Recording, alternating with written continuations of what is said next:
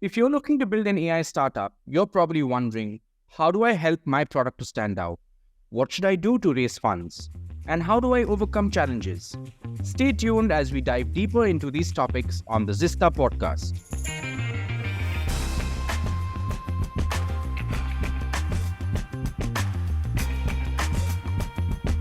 Welcome to the Zista Podcast, where we invite industry leaders and academicians to answer questions that students have within a particular area. Today, we're focusing on building and scaling AI startups. Joining us today is Indrajeet Saikia. He has over 17 years of experience in B2B sales and business development, with a special focus on solving real-world business problems using AI and NLP solutions. He's worked with some great brands like Wipro, NIIT, HCL Infosystems, and Dun & Bradstreet. At Zeon AI, he's really helping the team work with customers and solve real-world business problems using natural language processing and machine learning algorithms. Let's go straight into this session. Welcome to the podcast, Indrajeet. So happy that you're here with us today. Thank you so much, Amit. Thanks for having me. It's a real pleasure. I hope I do justice to your session. I'm sure you will. And I thought I'd start by asking you, what was really your motivation to start Zeon AI?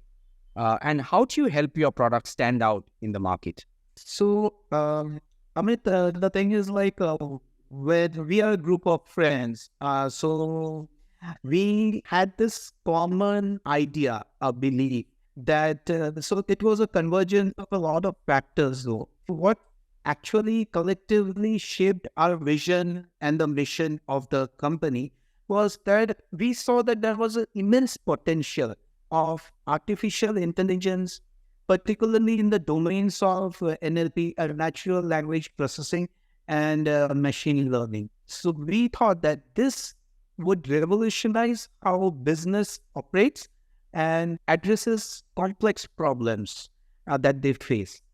The inspiration to start Zeon AI was also fueled by a very deep-seated belief in this that AI can actually transform the research, the AI applied research, and these things can actually transform a lot of business processes that are not as efficient as of now. We did see an opportunity over there to bridge the gap between cutting-edge AI technologies and the real-world business problems.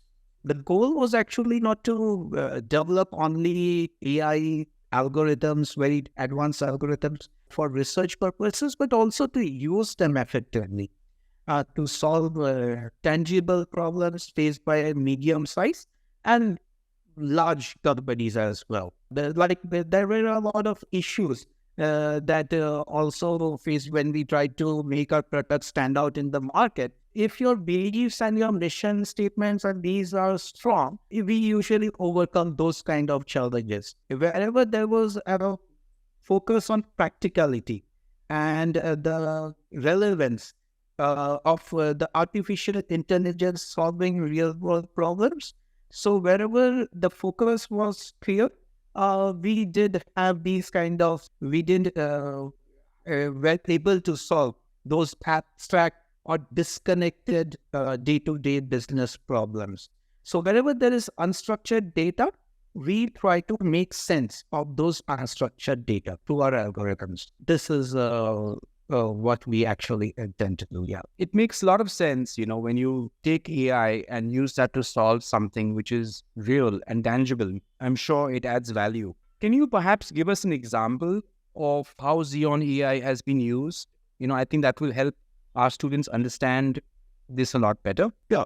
What we have, so we have a few major products. Now, one of our product is being used by a mining behemoth, it's a government of India company, wherein they are using a solution for, it's like a central knowledge repository.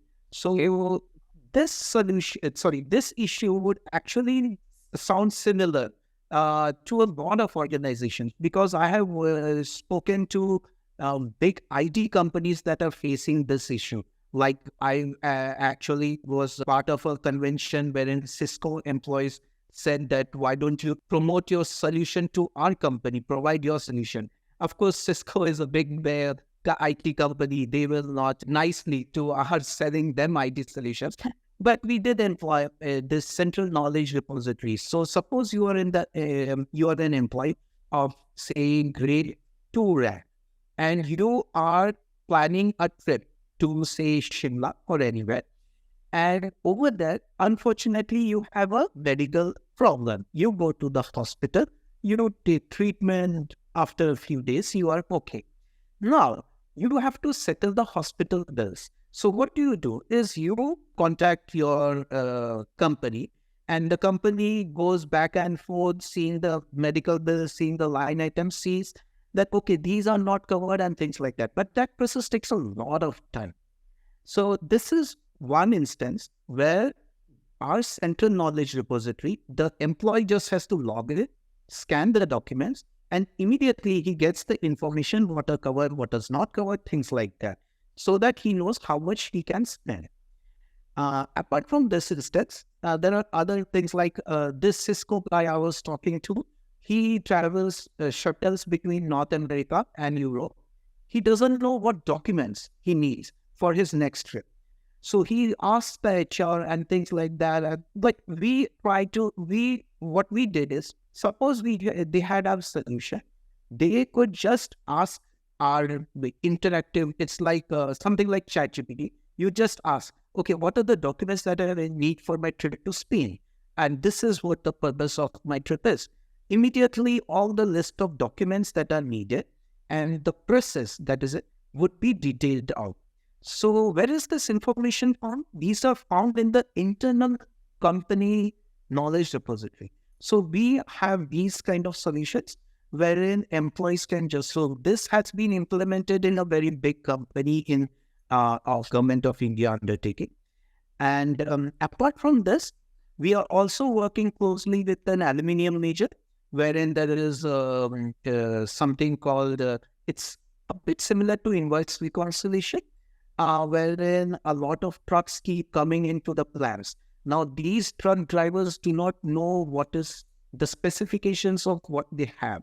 They give the bill of materials or things like that. The gatekeeper probably doesn't know much about the specification. There is a lot of problem issues that happen because of this mismatch. Wrong goods get delivered and the the payment is made, and then someone realizes, oh, it shouldn't have been paid.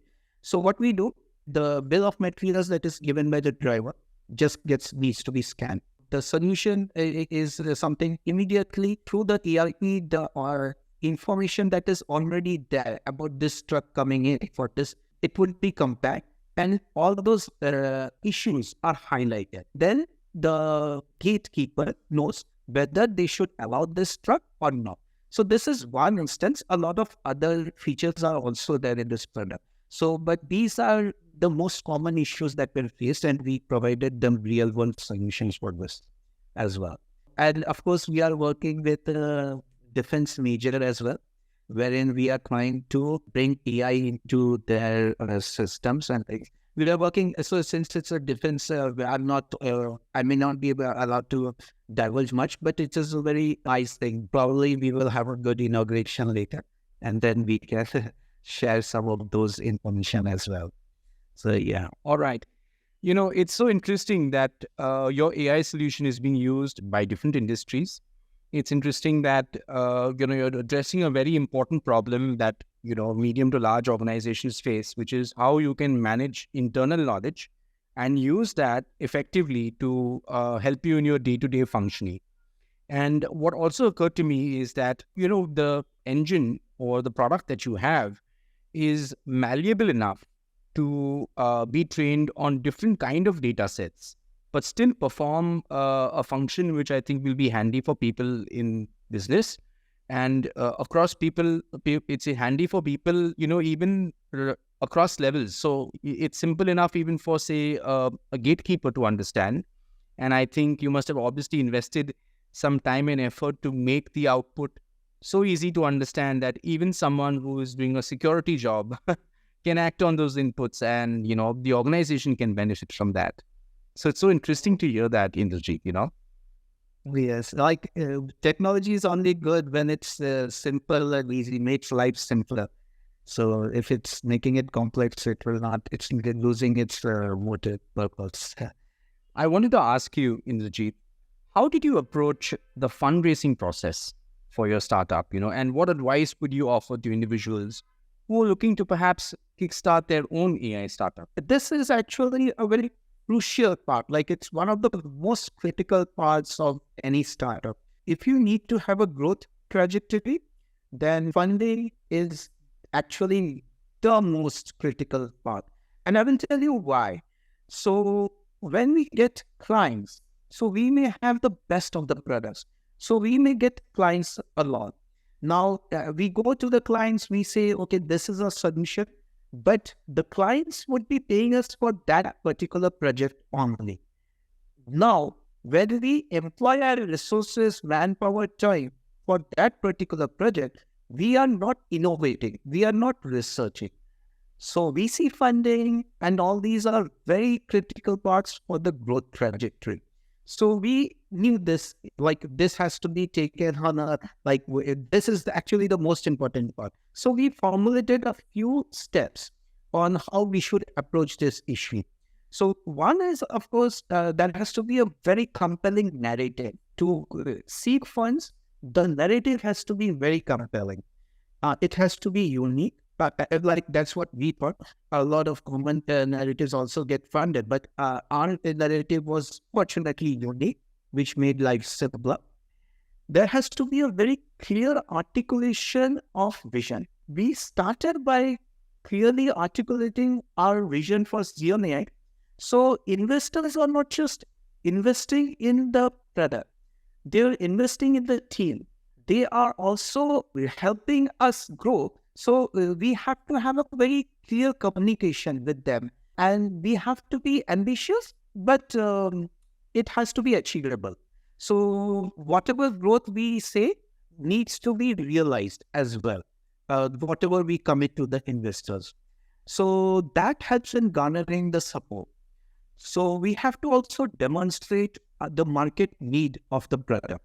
So we meticulously presented the market need, offered a solution by emphasizing on the growing demand for NLP, for machine learning applications, and the issues that are faced by companies, by the clients, that can actually be resolved by our solutions.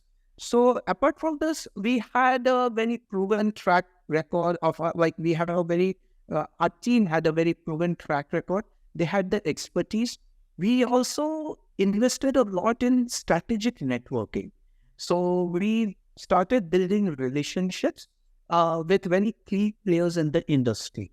So that helped us because the startup ecosystem is everyone wants to help each other over there. So that benefited us as well because we were part of a startup ecosystem. We also need to continuously have a pitch refinement. An investor doing business in, say, Middle East, or an investor doing business in Canada or America would have certain different demands. So we had to have a continuous pitch refinement as well. If an individual is actually looking to kickstart their AI startup, so first they need to educate themselves and build expertise.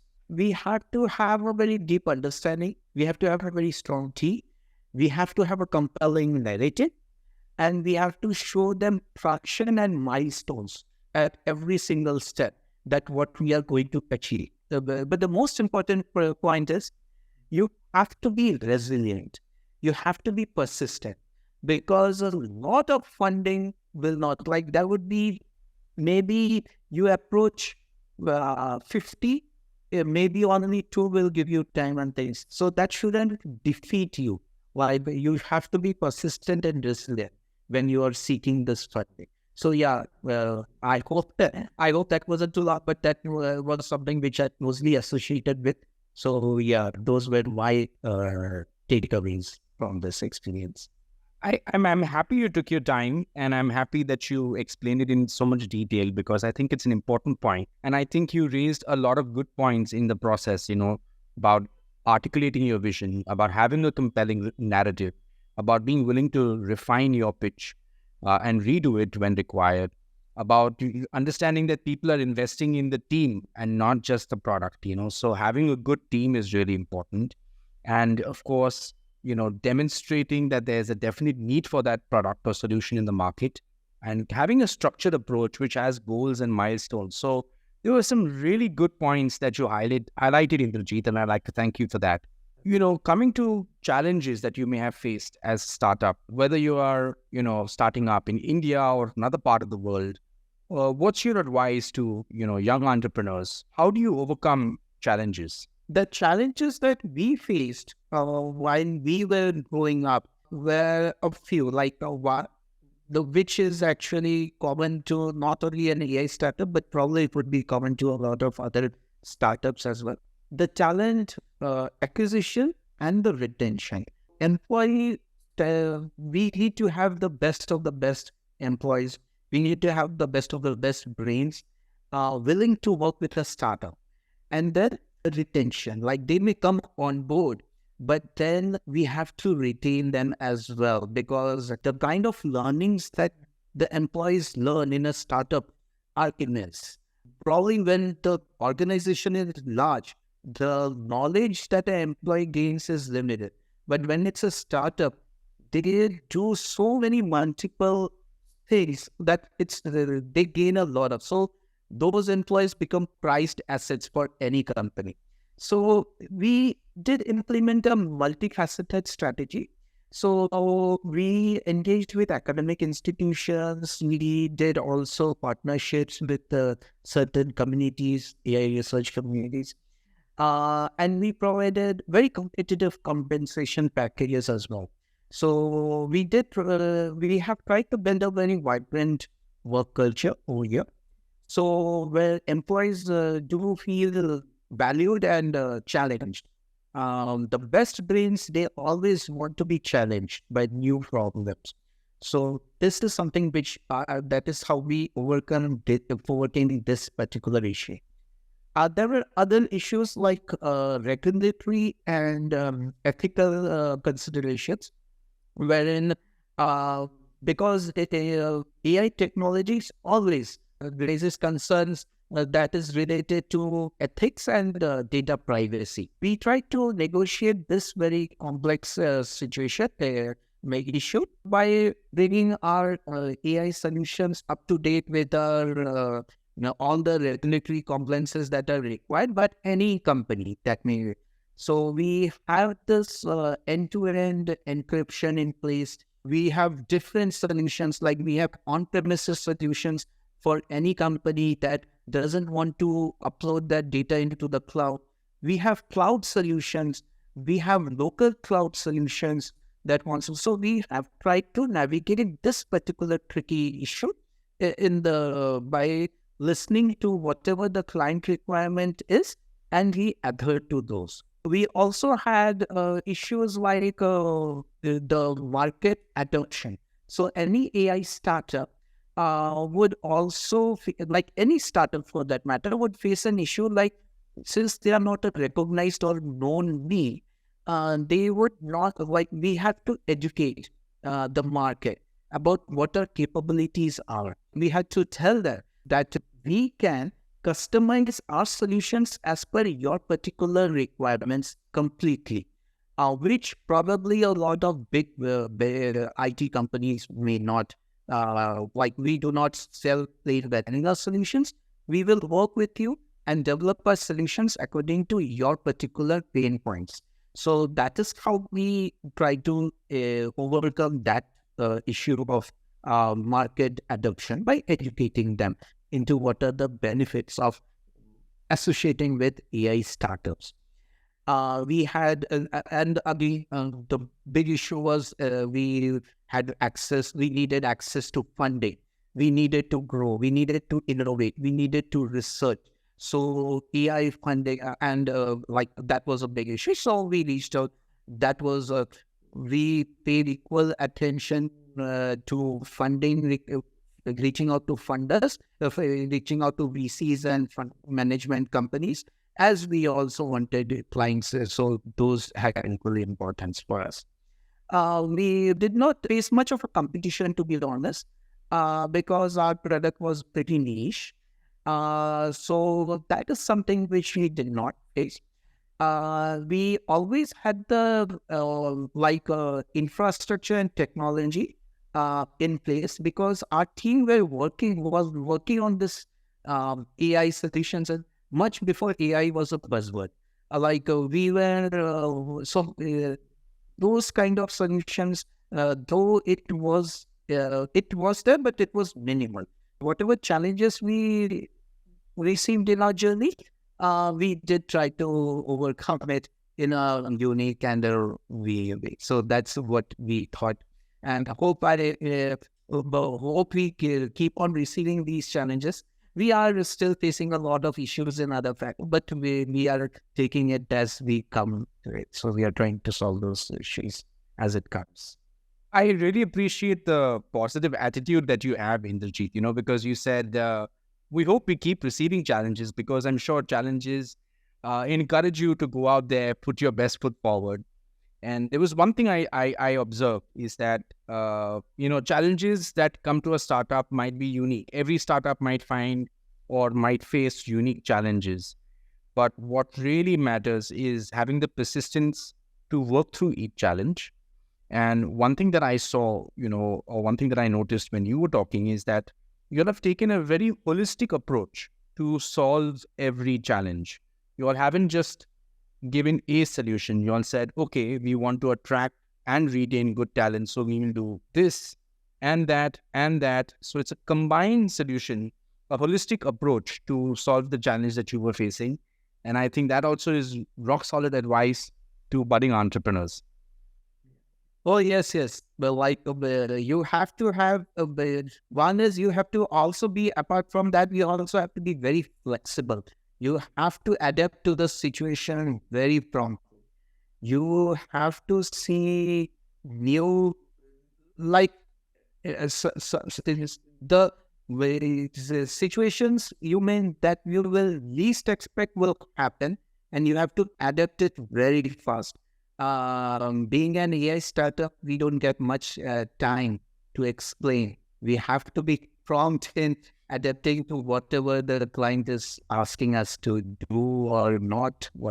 So we have to, yes, you're absolutely right. So we have to be very holistic, and we have to be very flexible and adapt accordingly. I'd like to thank you for making time for this podcast, Indrajeet. I've really enjoyed discussing, what we did. And I just wanted to say thank you for that. Thank you so much, Amit, for having me.